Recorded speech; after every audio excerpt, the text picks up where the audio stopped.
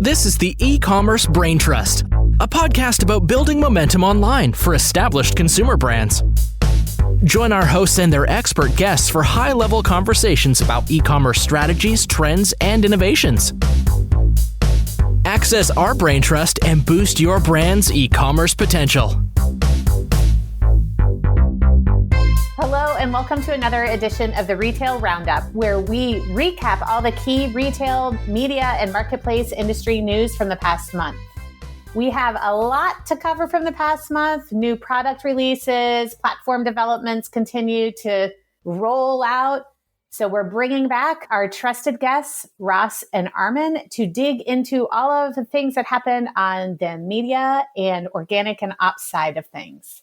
And alongside me, I have my co-host, Jordan Ripley. We're ready to dive into a whole slew of updates that cover product page content, Prime Video ads, and it would not be an update this year without discussion of AI updates. So with that, welcome back, Ross and Armin. It's great to have you here. Thank you. Good to be back. Yeah, thanks for having us. All right, let's dig in. Armin, I'm going to toss this first one to you. Two-part titles. We saw Spencer Millerberg post about this on LinkedIn a couple weeks ago, and then it's been fodder for much conversation since then. What is the two-part title? When do we expect to see it? How should we be thinking about this change? And very importantly, where does this rank on the hypometer? Yeah, it's a significant structural change for Amazon PDPs.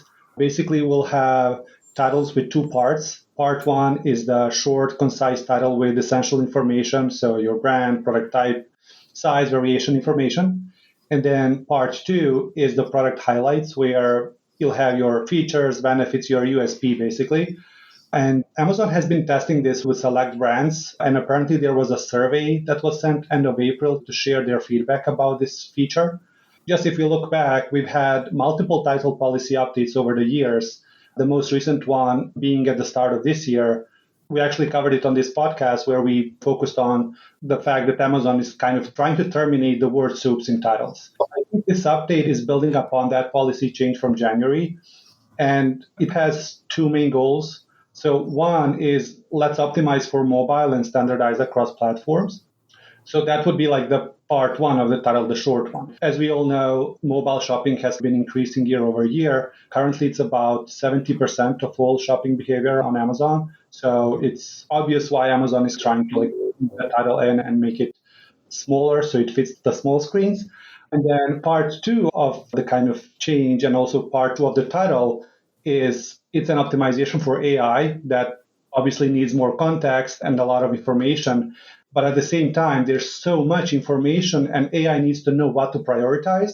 And if you put the most important information in the part two of the title, that can be prioritized by AI to actually index for those search terms and what the customers are looking for. So part two is like the TLDR. Yeah, just one more thing, Julie. When I read that screenshot of the email Amazon sent, I was curious to read that Amazon says, part two of the title will appear contextually based on customer search behavior. So what this means, one person will see one title, another sees another one based on what they search. Imagine you're searching for over-the-ear headphones, and then the customer also adds, I want wireless over-the-ear headphones. So one person will see the wireless in the title, the other one won't if they're not searching for it. That's just mind-blowing to me, at least. So overall, super exciting update. A lot of TBDs, though. They say this can go live anytime now, but also it could be throughout Q3. So we don't know. And then we also don't know what the character limits will be. We need to be prepared, but we still don't know how to format for this.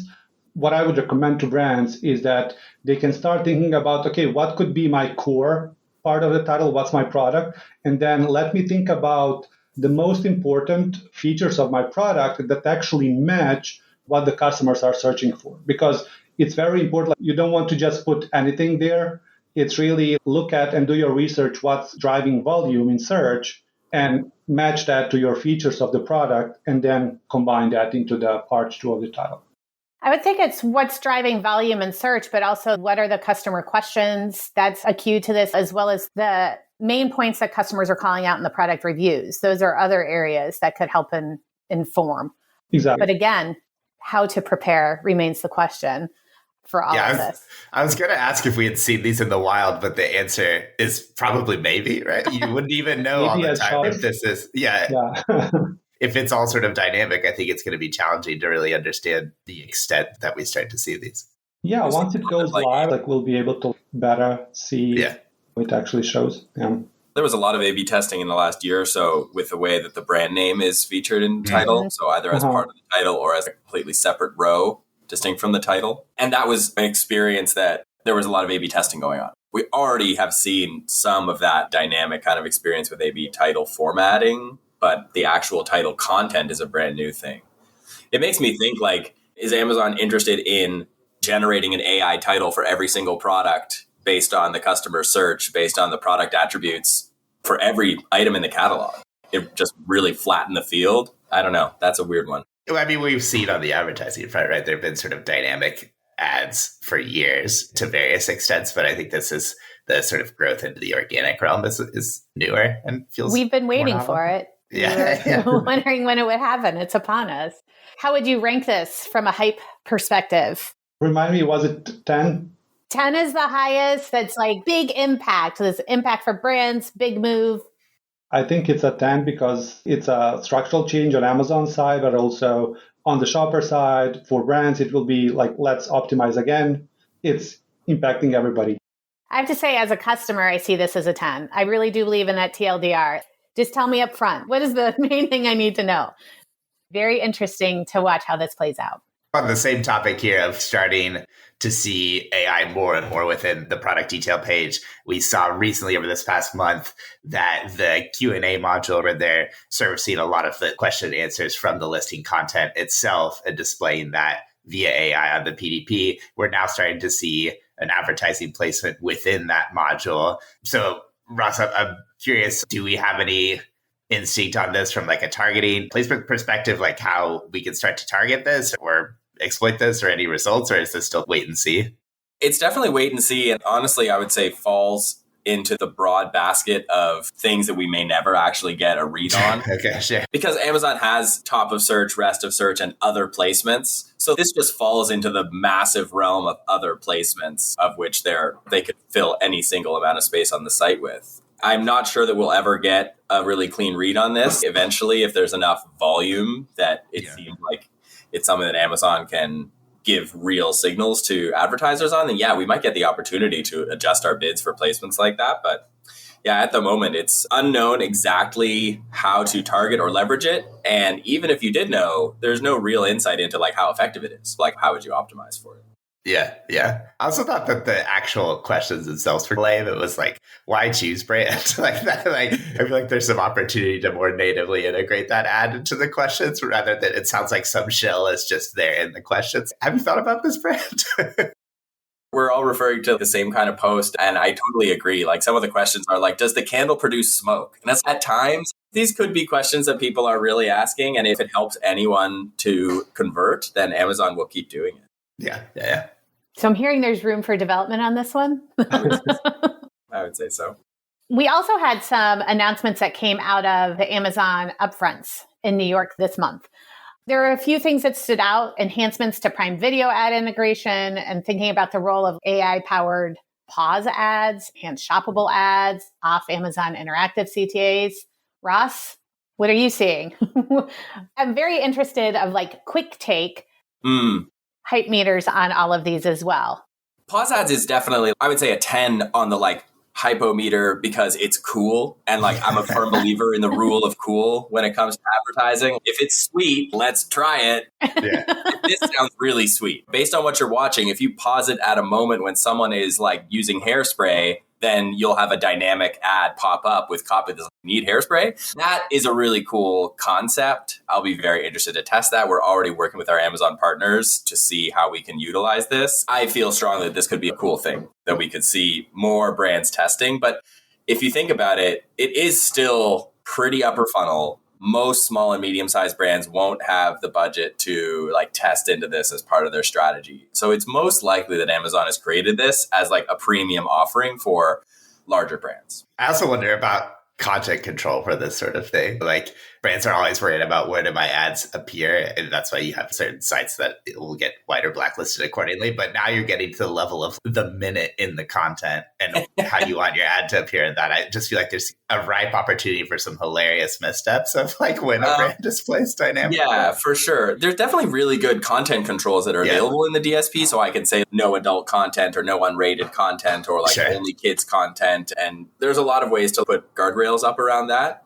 I think, there's like more or less concern depending on who you're talking to. Like marketing teams are a little bit more sensitive, I would say, about that. But most of the e-commerce teams like don't really care. They're just it drives conversions.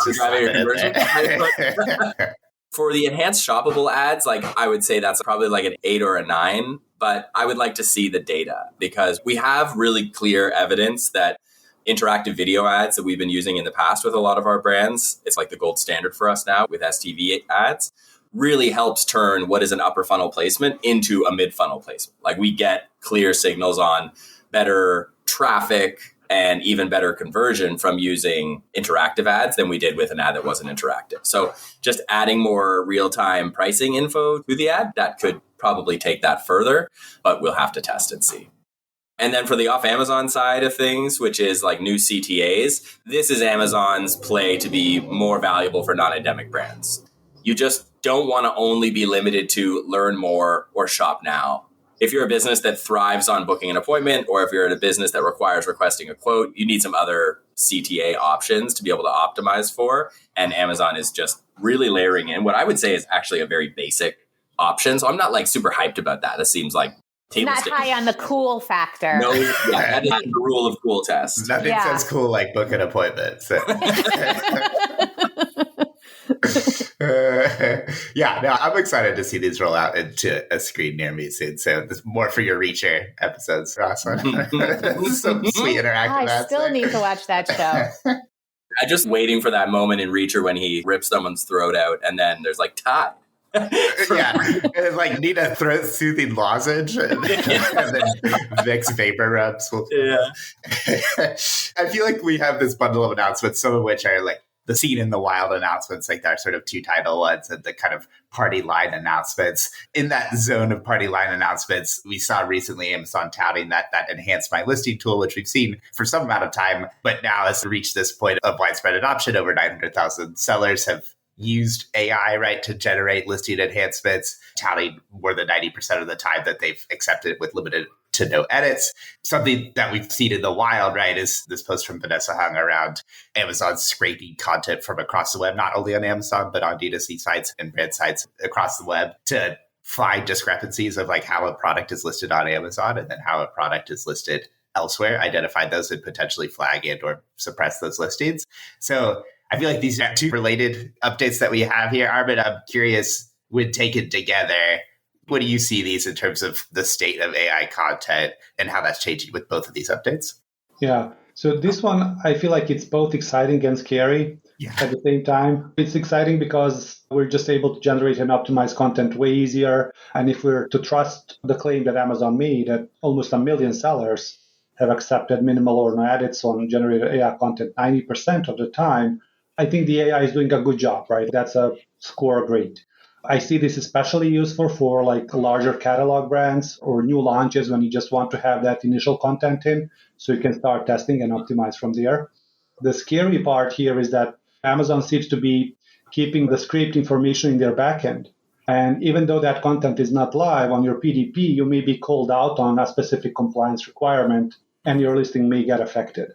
I can already imagine what kinds of headaches this might give to brands that sell products that have health benefits, for example, supplements. If you're able to say all sorts of things on your website, but brands have always been careful what they see on Amazon because Amazon has very strict guidelines of what you can claim.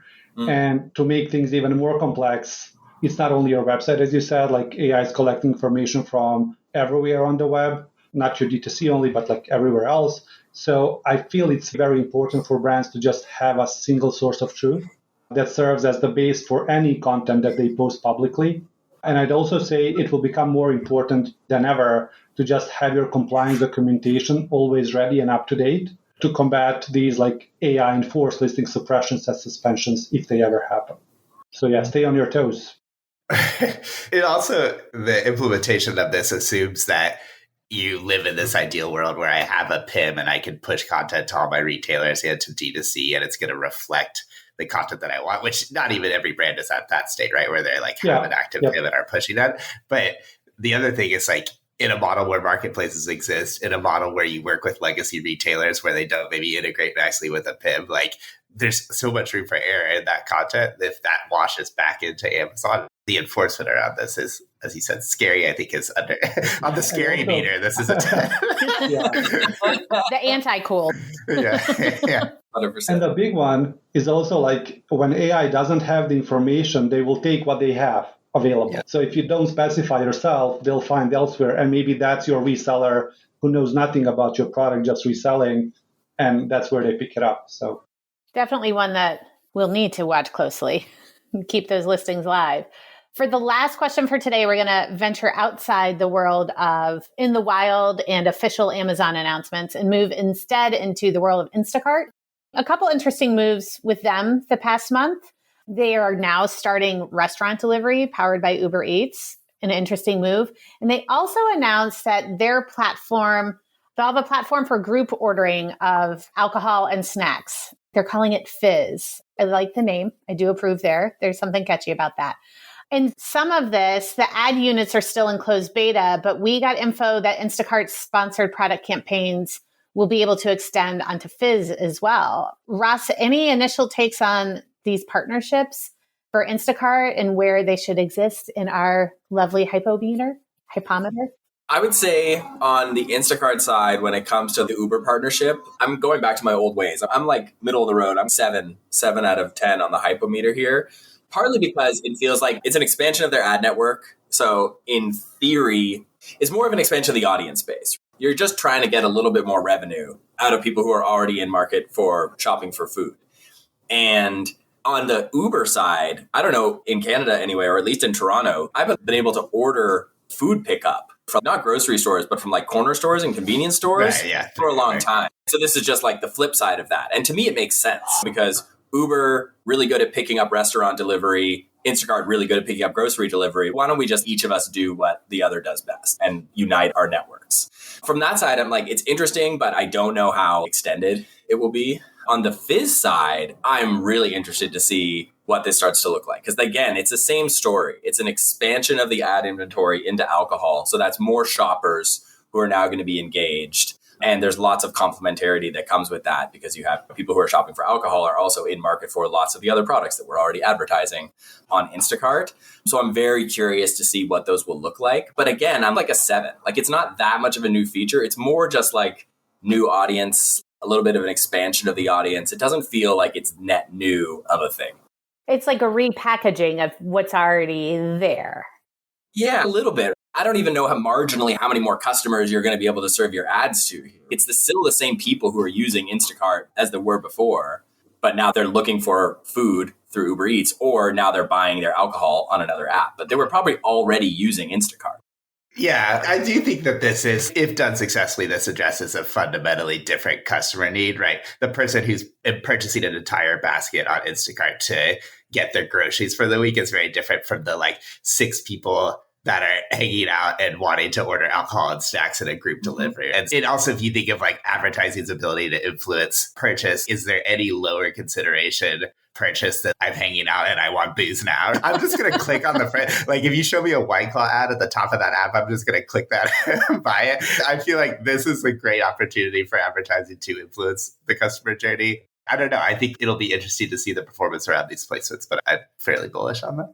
So to package that up, it's the lowest consideration market that we're going for with this approach. I like that. Picturing the times when I've ordered beer on an app, I'm not doing my research heavily. Yeah, and don't forget people make crazy decisions when drinking. Yeah, exactly. Your AOV is right here. There was a brief moment when my local pizza shop also would deliver beer, and then they stopped doing it. They were really the Fizz pioneer. Shout out Toronto local pizza shop. Well, that was something that was novel. I feel like that sprung up in COVID. It took hold. And it's taken a while for it now to become like a feature, not just like a one-time, short-time deal. I watched a video recently about Hangout. Some people who are like hanging out and how you interact socially in China. And like they had a lot of these snack and drink services that were like integrated as the way you hang out with your friends. I feel like that's a bit of the test here. Oh yeah, this actually has a strong service in other markets. Like I wonder if it's going to work well in North America. Yeah. A very specific demographic, I feel like, as well. 100%. Everybody loves snacks and drinks. With that hot take, we will end. Everybody loves snacks and drinks. Another busy month in the world of retail media marketplaces. Armin and Ross, thank you for joining us. It was great having you. Thank you.